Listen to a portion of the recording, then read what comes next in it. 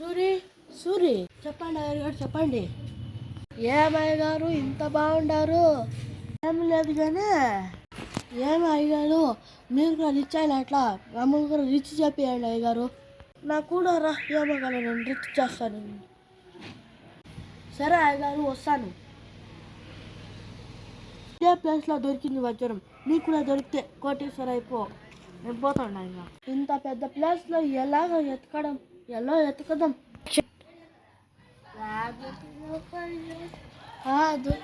దొరికింది వద్దు రాయి కాదు.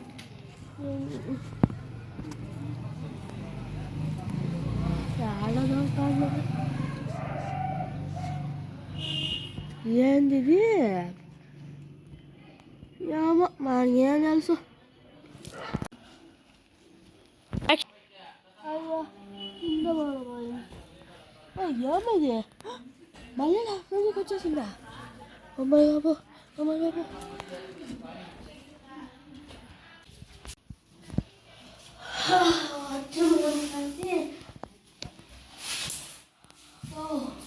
మళ్ళీ ఇది ఏంటో ఓ మ్యాజికల్ పెన్ ఉన్నట్లుంది. ఏమో ఇప్పుడు చూసి ఏమో చూద్దాం. నాకు బుష్, నాకు ఇప్పుడు కావాలి బుక్. బుష్ బుక్ దొరికింది. ఇది మ్యాజికల్ పెన్నే. అయ్యగారు సరే అయ్యగారు నాకు మ్యాజికల్ పెన్ దొరికింది. దీంట్లో ఏం కోరుకుంటే అది వస్తుంది అయ్యగారు.